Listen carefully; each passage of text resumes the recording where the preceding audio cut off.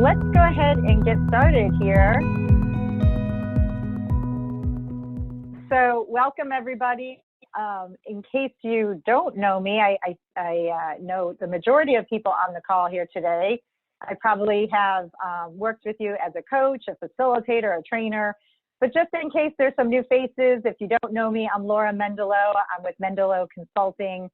And the best way I describe what I do is I do psychology in the workplace. Basically combine the career path of my mother, who is a psychologist, father, who's a business entrepreneur in starting his own IT company in the 70s. Combine those together, have a love for business and a love for psychology. And so as I describe to my kids, I help people get along at work and also help leverage people's strengths to maximize their potential. So what are we doing here today? We are jumping on today because of this crazy new normal that we're living in. And I wanted to at least try to provide a little bit of stress relief maybe in how to manage through this with the perspective of you are a leader and you have a team who you are managing. And so we're looking at it through that lens. I do want to also say before I go too far, I do have a co-host today. Doug Hench is on the call with me, and he's going to be helping out with all of the chat room and all the technology behind the scenes. We're both figuring everything out. So if you have a comment, I encourage you anytime, just use the chat feature, and I'll show you how to do that in just a minute if you're unfamiliar with Zoom. So let's get into the objectives. So first, we're going to go through how to look beneath the surface to understand what your employees' real needs are. And what I mean by that is it can feel pretty overwhelming. There's lots of concerns and there's lots of anxiety. And so how do we help ourselves just boil it down to sort of get a handle on this? And the way that I'm going to introduce that is with a model to help you look beneath the surface. We're also going to share some very practical tips and techniques and strategies. I've been collecting ideas from leaders that I've been working with, and I'm going to give you all a chance to offer some ideas as well online and share in real time some ideas that you have. The last thing that I thought would be really helpful is for you all to experience a virtual meeting that is actually engaging. And so I'm going to include some different ways to interact throughout the session. And I encourage you then to also do that with your team. So whether you're using Zoom or WebEx or Adobe Connect, it doesn't really matter. They all have very similar features. So I just wanted to give you some ideas of how to easily keep that interactivity with your team, no matter how large it is. So let's jump in here. First of all, just so you know, this tool in particular, if you move your cursor down at the bottom of the screen, if you're still not sure how to get your video on, you can click the video button right here, or you can also manage participants where you can look at the participant tab and then you can see everybody who's joined. So that's also another view you can look at. If you happen to click off the application, I'm just saying, you know, maybe you're looking at something else while this is going on, and then you can't find us again, look at the bottom of your screen and you will see the Zoom blue video icon. That will bring you back to the meeting. That's the easiest way to come back. All right. So how do we talk today? We are going to use primarily the chat feature for talking with each other. If you can't see, by the way, my screen, if your images of the people are covering half of the screen, you can move those pictures anywhere else on the screen that you like, so you can see any part of the screen. But what I'd like for you to do is chat in the chat for the moment right now. And I'm curious to know, what shows are you binging on right now? So tell me, what shows are you binging on right now? And Doug, let us know what people are saying. I will. CNN, Tiger King. I wish I could get my family to watch that one.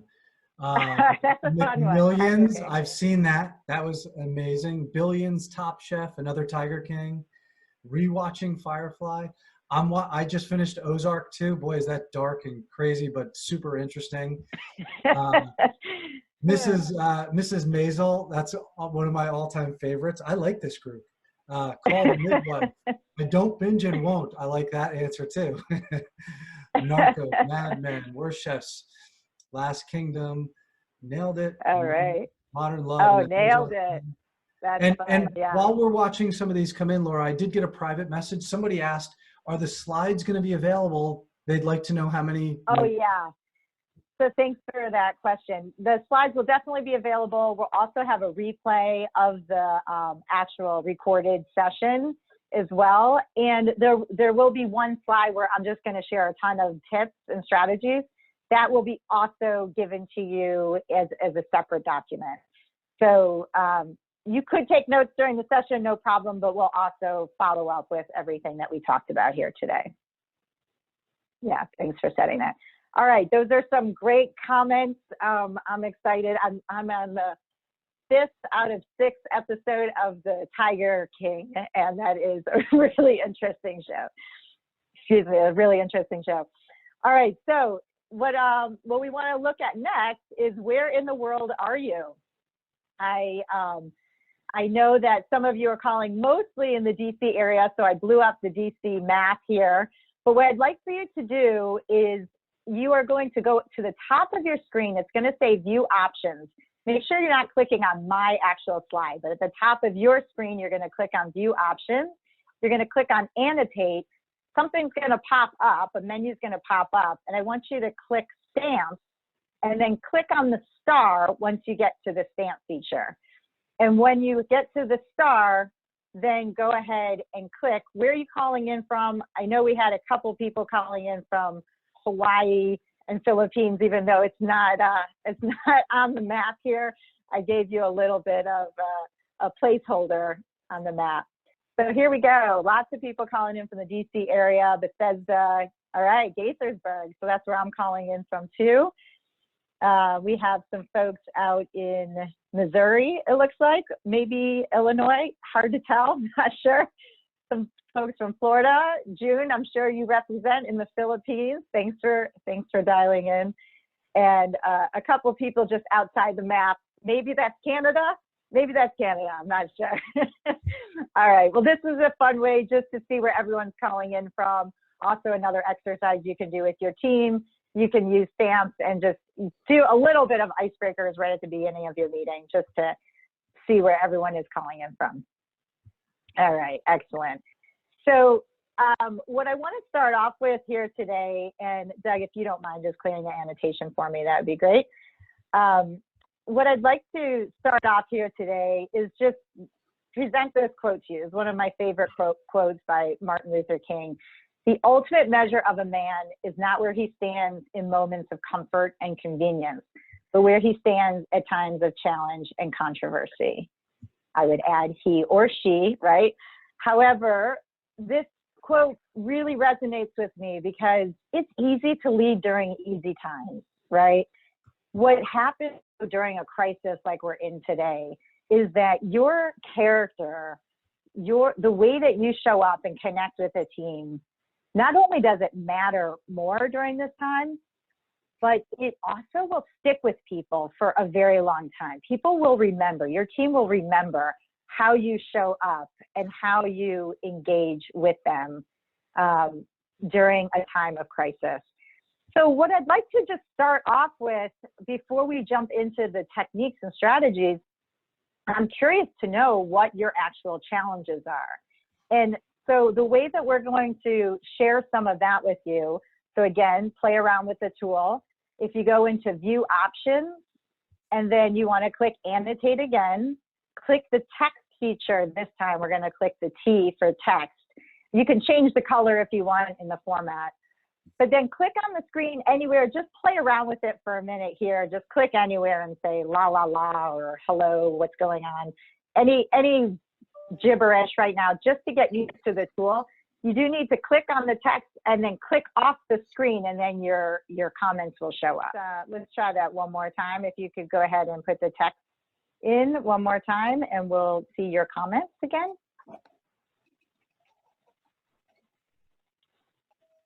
Okay, so again, just go up to view options, annotate, and use the text feature, and we'll see what your comments were. So they were mental wellness. Okay, great. Keeping the staff connected to each other and the firm. They don't know their schedules, kind of out of touch, not really sure what's going on.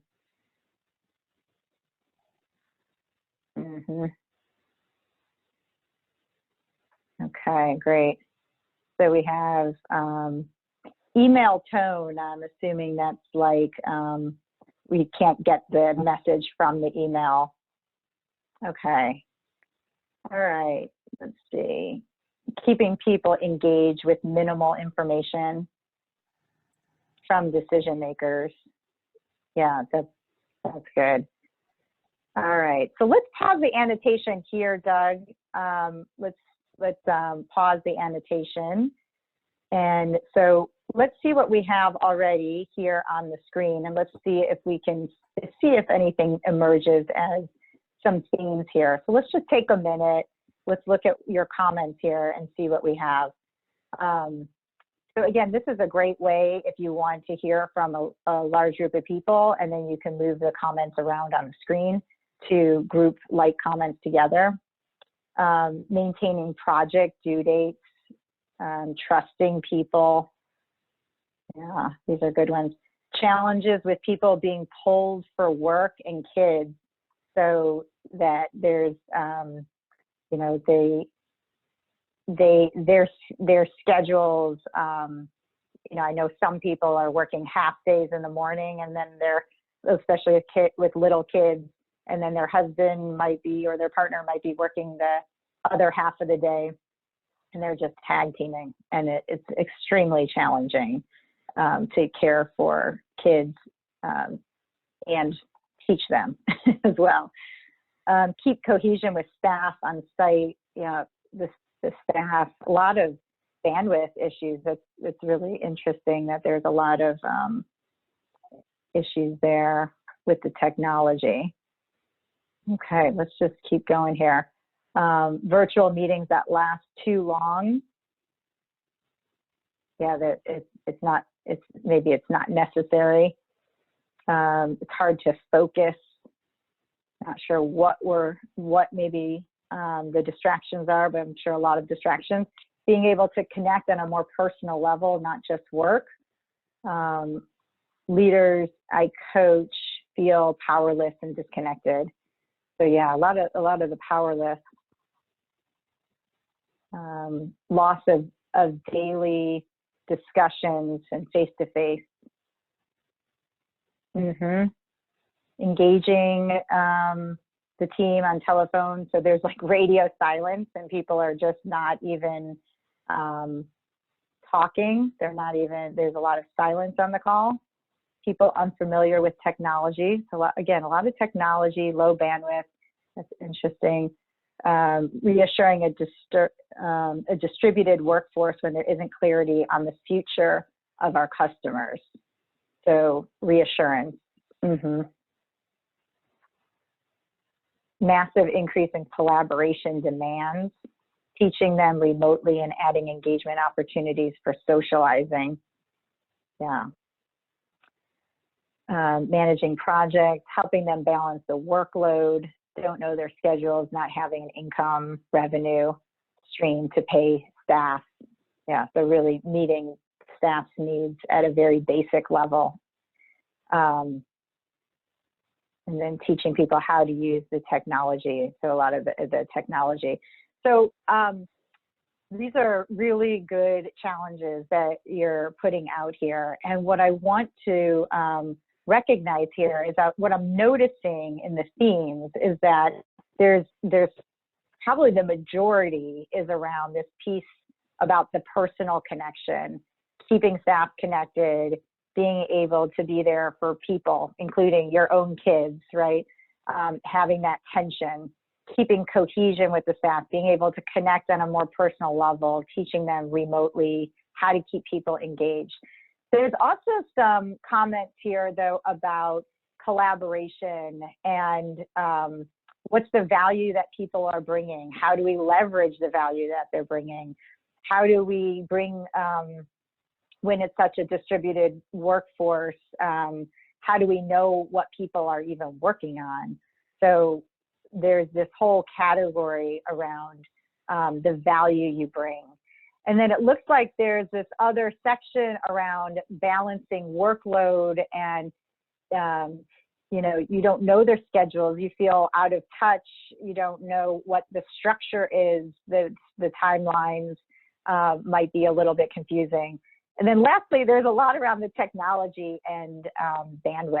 So that makes a lot of sense. What I'd like to do with all of these, thank you for sharing these concerns and challenges, and I'm sure there's a lot more to this, but this is helpful to see right here. What I'd like to offer is that instead of looking at all these as independent challenges, these one-off challenges, I'd like to offer a framework that will help you get underneath the surface of where are all these challenges coming from, and how can I start getting a handle on it in my own head so that I can address it more appropriately. So let me share what I mean by that.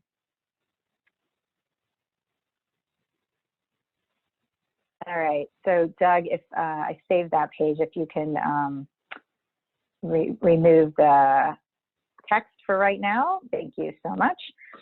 And so I have created this model, and it's based on a lot of different research, and what it's based on is the psychological needs that every human and child, and this is global, this is not just US, that they have these psychological needs, that when these needs are met, that individual feels more fulfilled, more engaged, more motivated, and more satisfied. And so what these needs are is a sense, the first one that we call is connected. People want to feel connected. They want to feel like they belong. They want to know someone cares about them. So this is all the relationship piece. And this is what we are actually going to focus on today primarily. But all of those statements that you said around feeling disengaged, or even the parents saying connect with their kids, but they also have other priorities to get their work done, that's all about connecting and managing those relationships. So there's this deep sense of, do I belong? And does anyone care about me? So that there's this underlying need that people have, and as a manager or leader, you wanted to address. This next area around valued is more around, do I make a difference? Do my contributions matter? Does anyone notice me? So it's about what you offer, what you bring to the table, and people want to know, do I make a difference? First of all, do you even know what I'm doing, right? So some of those comments of, I'm disconnected, I don't know what they're doing, that could be an indication of, if you don't know what they're doing, then they're not going to be acknowledged for the work that they do, and then they're going to feel even more disconnected. So value is really all around the skills and competency that one brings to the group, but it's a deeper sense of, do I make a difference by how I contribute? And then the last piece is around empowered. And this is that sense of, do I have autonomy? Do I get choice in the matter? Do people, my leaders, trust me to make decisions? And it's been really interesting. What I'm hearing right now is that a lot of leaders are learning to let go a little bit more in this empowerment space. One leader mentioned, he said, I don't know if they need me anymore because they're just taking things and running with it. And I'm not even sure what my role is anymore. And the things that I thought I needed to check in with them on, they're taking it and running with it. So this whole piece around empowered is becoming really interesting in this new normal that we're operating in. So what we are going to do for the remaining time that we have together is we are going to just focus on this one section of connected, which it really equates to, do I matter? The value one, I usually say is, does my work matter? And for empowered, it's more of, do I have a say in the matter? So around autonomy and empowerment. So let's take a look at just this area of connection. Do I matter? Does my manager care about me? Do I belong to something bigger than myself? Do I feel part of the team? That's what we mean by this just one bucket that we want to analyze. And I'd like to offer some tips and strategies directly related to this particular bucket as it pertains to us working and leading remotely right now. So what I'm finding right now is that it's really important, what people are finding that works is to make yourself available. And this, by the way, I'm going to rattle off a lot of strategies. This I will provide as a separate document so you can take these notes away later on after the call. But to make yourself available and accessible, so what I mean by that is have multiple forums for discussion. Your employees may not need all of that. They might not take you up on all of that, but at least offer the opportunity to connect in multiple ways. So what do I mean by that? One-on-ones. If you have a team huddle, continue the team huddles.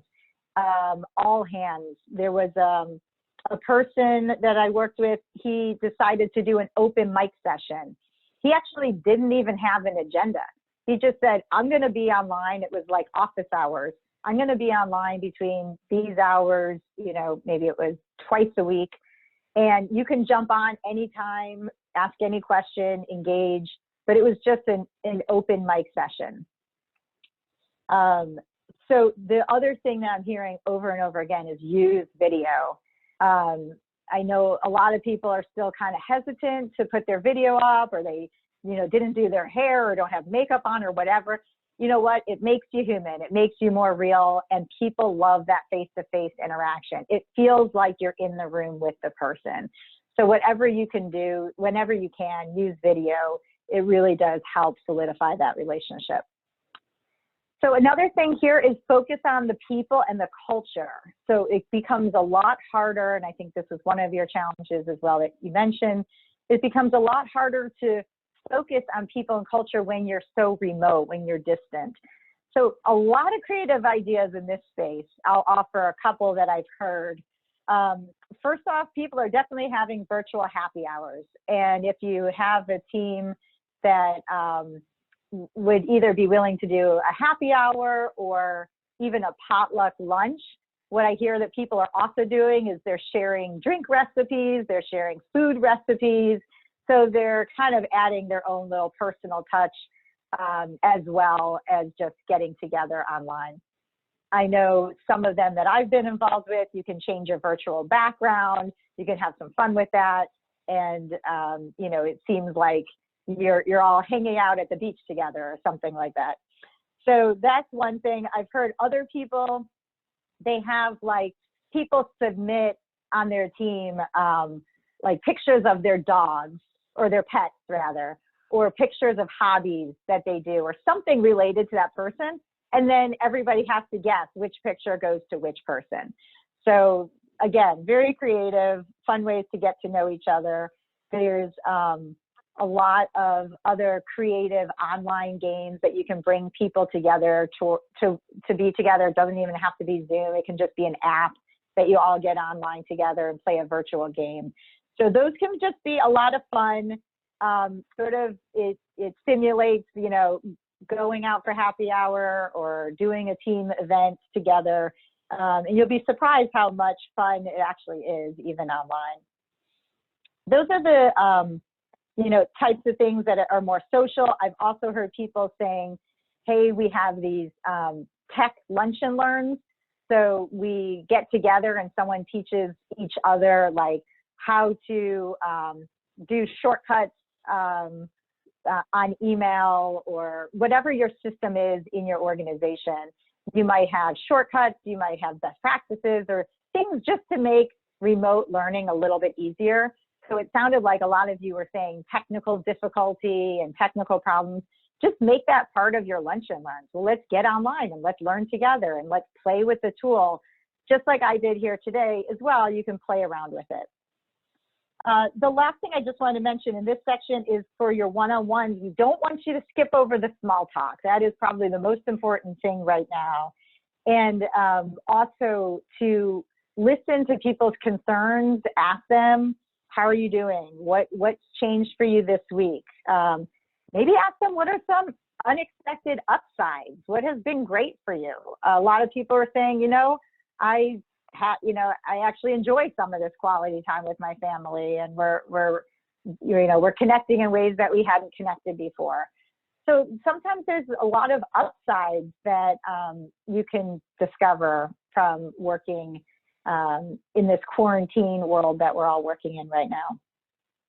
But when people share some of their struggles, this is not a time to problem solve or help them figure out exactly what's going on. You really just want to listen. If they're asking for your advice or to problem solve, that's fine. But the intention here is really just to listen. Pause, listen, I hear you, that's tough. Just to really be there for the person and really let them feel heard. So the last category here is customize and co-create. And this is where a lot of that brainstorming and problem solving can really come into play. So what I mean by this is everyone is different. I can't tell you how many times I've worked with introverts over the last couple of weeks, and they're like, Laura, the social distancing, it's kind of a dream. I kind of like it. I don't really mind being away from everyone.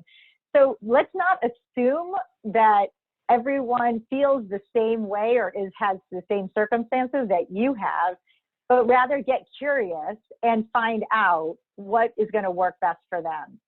I know, for example, some people really are struggling, especially with the younger kids at home. They can handle 30-minute calls. They can't handle an hour call. Even if they have some help with their young children, it's still too much of a distraction. So their work times are just very different. So they've asked for some customization there. You want to talk with each person, but co-create. I see one of the biggest problems I'm seeing with leaders is that they feel that they have to take it upon themselves to create the solution for their employee, but really you want to co-create it. Engage with the employee and say, what will work best for you? How do you want to handle this? Let's talk through some options. It's new territory for everyone. So really engage the other person in creating solutions together. Don't go at it alone. So these are things that address your team's needs. And some of these things you probably have heard, and some of these things are out there, lots of webinars and articles. What isn't really being talked about, though, is when you lean in so much to your team's needs and you're caring for your team so much that you end up with you're getting burned out yourself. So if you're making yourself so accessible and so available that you really are probably not taking any time for yourself. If you're focusing so much on the people, you might be letting too much of the business needs and goals slide. And that's can be detrimental in the long run. And that also is part of your responsibility as a leader. Same thing with customize. If there's so much customization, people are like, wait, I can't get a hold of anyone because everyone's off doing their own schedule. And so how do we actually agree to come together certain times? So we want to look at others' needs as well, including your own in this category. Business needs, your own needs. So we're not getting so just laser focused on caring for your team, but we also looking at others' needs as well. What do we mean by that? I'll share some of these tips as well. One, carving out time for yourself, really putting up some boundaries. I know a lot of people have been saying, look, I don't have a commute anymore. A lot of people in the DC area, at least, would often have an hour commute that they don't have anymore. So if you're looking to either sleep in or pick up that yoga or meditation practice or just exercise, or just hang out with your family, those are some of the nuggets of time that you can actually carve out for yourself. This also means during the day, you can carve out time for yourself to reorganize, to re-strategize, those types of things.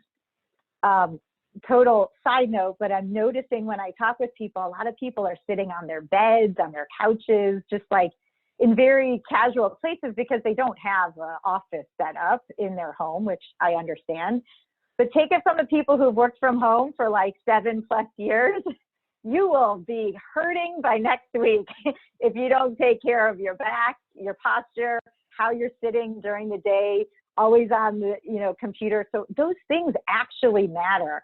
And if you're in pain, you're not going to be able to be your best self. So take care of yourself. That's just something that is important to be thinking about. So if we focus on the people, we also need to focus on the business. And so how do we do that without coming across as jerks, without being seen as yes, I care about you, and I also have a responsibility to the business needs. So I would say, number one, resist the urge to protect your team. What I'm seeing is that it's all in good intention, but a lot of leaders are resisting to share difficult information, potential layoffs, for example, or just information that has changed that people might not respond positively towards. They're holding off because they're trying to shelter their teams. And what's happening is then they're trying to figure it all out themselves and come up with a solution. So I would say trust your team is able to handle difficult information. We're all getting through this together. And so if you can share some of those business needs, even if they're negative, bring those people into the conversation so they know what you're dealing with and allow them to help you problem solve through the business needs just as much as the culture and the people needs as well. So some of the other things you might want to talk about: shifting priorities. What is no longer a priority? What can we put on hold? What's something that if we removed, probably no one would notice? Those are always really good questions. What are some of the ways we need to work differently? So those are all the kind of questions that you want to include in this business needs, focusing on the business needs and challenges. What are the need to have versus the nice to have? And again, engage with your team. Don't go at this alone. Just because they're not physically there, you're not physically there with them, you can still engage in these types of conversations. And lastly, what we do want to customize and co-create and meet people where they're at. Everyone has a different, unique situation, so get in touch with what's important for them. And at the same time, there has to be some kind of consistency or group agreements in place that everybody can adhere to. So what do I mean by this? It could be simple things like, what technology are we all using? How do we want to manage our IM status? Are we doing the free, busy, I'm available, not available? Do we agree that we always have that status active? Do we have an updated list of phone numbers? Do we even know how to get in touch with people? I mean, some of these are basic things that people are finding. My phone isn't forwarding to me, and so I don't even know how to get in touch with some of my employees. I don't have their cell phone numbers. So some of these basic needs. How do we agree how we're going to get back to each other? So I get it that you might be distracted and have something going on, but what if an emergency comes up? Or what if I really need to get you? What are our agreements of how we're going to connect?